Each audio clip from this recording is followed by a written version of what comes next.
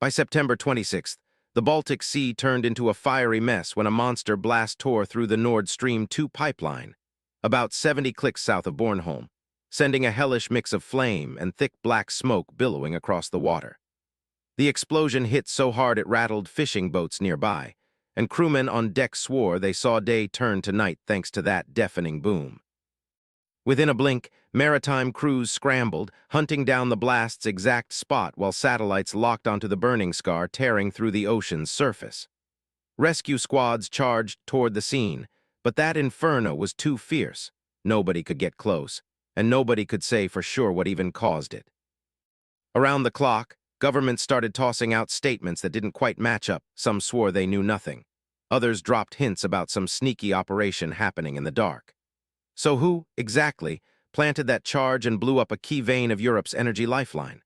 The world froze as those two pipelines built to carry Russian gas straight to Europe lay twisted and broken, threatening millions with a winter without heat or power. Out of the chaos, rumors started popping up, each one pointing in a totally different direction.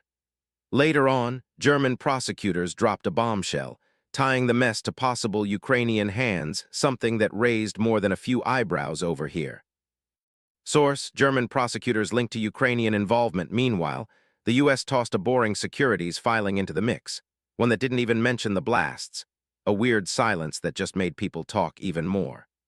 Source: SEC Edgar filing. Berlin chimed in with their own update, admitting the Nord Stream probe was still wide open, but somehow still not dropping any hints on who might have done it. Source: German government report. Over in D.C., the State Department's page for Antony J. Blinken even slapped up a bright, "No info on Nord Stream blast" sign, and the UK Foreign Office did the same with their own disclaimer. Source: U.S. government website. Source: UK government website. Buried in all the denials, Intel teams started stitching together a rough timeline that might explain how this coordinated hit went down. Satellites caught the exact second the pipe went up, and those underwater mics picked up a sharp, high-pitched pulse that screamed "big boom" to anyone listening. And here's the kicker: the timing stunk, coming right after Europe dropped its harshest sanctions on Moscow, making this move feel less random and more like a calculated chess play. The story started splitting faster than cracks in ice. One path followed a trail of diplomatic cables hinting the West might have wanted to cut off Russia's energy leverage at the knees. The other angle: Kyiv's fingerprints all over it, since Ukraine's got more than enough reason to slash Moscow's cash flow. Both angles suggest someone at the top signed off on this mess, and was cool with facing the heat from the world afterward. Here's what really messes with everyone's heads. No public forensics out there tie any country to planting that bomb. The wreckage sits down there, waiting for a handful of specialists to decode it, and so far those experts haven't spilled a word. As the months drag on, the question burning in the minds of every bigwig isn't just who lit the fuse. It's why now? Did they want to twist Europe's arm in the energy game, send a message straight to the Kremlin, or maybe lock arms tighter with Kyiv? Each answer flips the script on who holds power over there. The stakes, sky high. If some major player cooked this up, expect a cover-up that stretches from here to the moon: diplomatic smokescreens, strategic drips, and enough media spin to bury the truth for good. If this was some rogue play, get ready for sanctions flying and EU energy policies getting locked down tighter than a drum.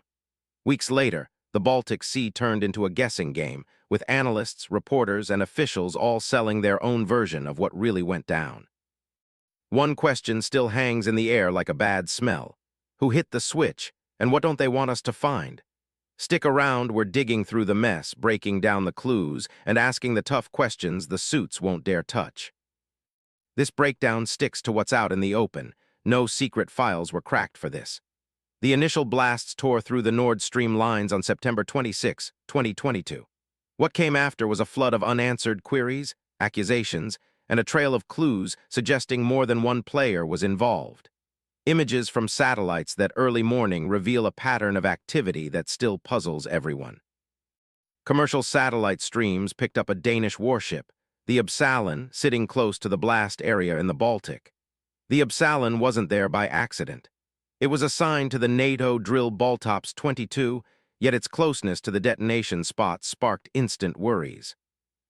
Danish authorities later confirmed the vessel's presence, but shied away from saying if it had any part to play. Source: German prosecutors have since flagged unusual naval movements in the Baltic in the days leading up to the attack, though their investigation remains classified. Seismic logs add another chapter to the tale. Independent geologists, among them researchers from the University of Gothenburg, studied the tremors and spotted signatures that match underwater explosions. The timing lines up with the blast timeline, yet the origin of those detonations stays unknown. Source: These findings align with reports from German authorities who confirmed seismic spikes at the time of the attack. But without any physical debris on the sea floor, the precise source remains speculative. Whistleblowers have now come forward, alleging ties to Western intelligence. Back in 2023, a U.S. Air Force officer connected to the Pentagon swore that American operatives knew of a secret mission aimed at Nord Stream. The officer, still anonymized, spoke of a series of briefings in the preceding months that labeled the pipelines as high-value targets amid the Ukraine conflict. Source: This account was first reported by the Washington Post and later echoed in German media, though U.S. officials have neither confirmed nor denied the claims.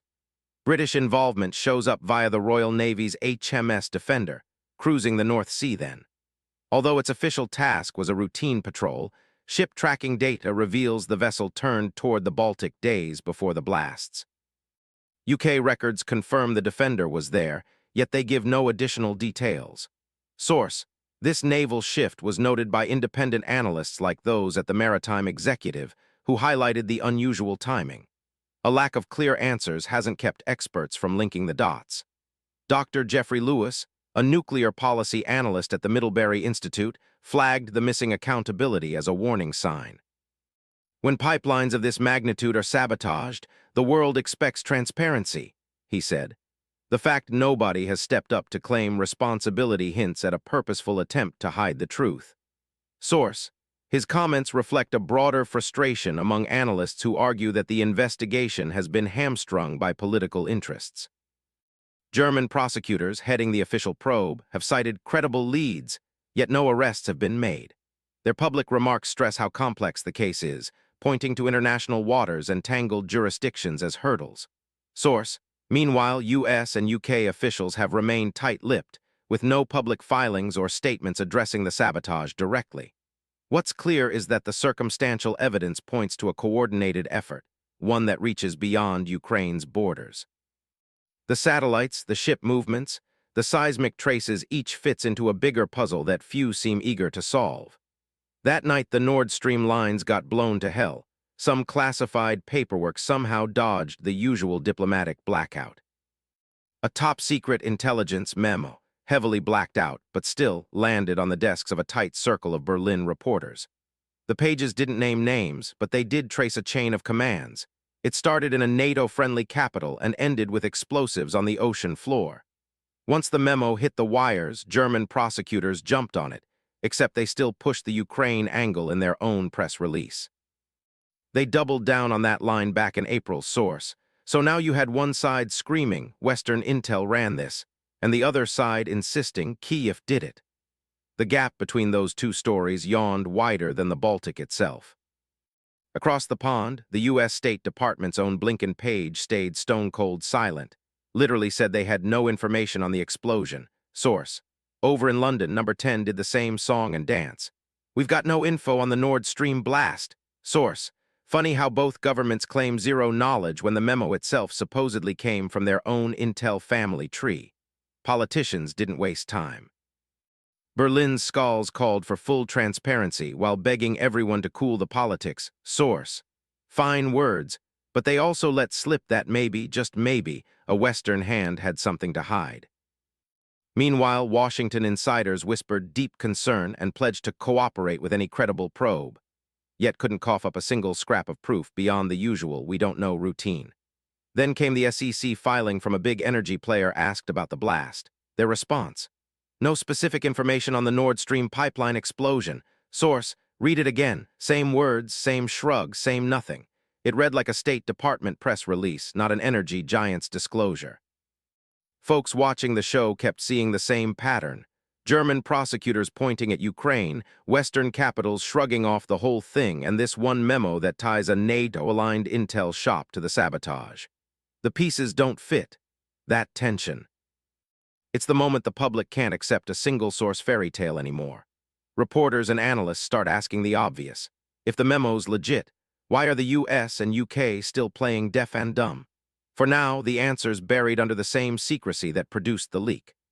What's undeniable is that this single document has already flipped the script. Blame can't just land on one country without dragging a Western agency into the same dark corner. The world's parked on the edge of its seat, waiting for the next page to drop, the next denial to crack, and the truth to claw its way up from the Baltic depths. When a blast goes off, its shockwave isn't limited to one pipe.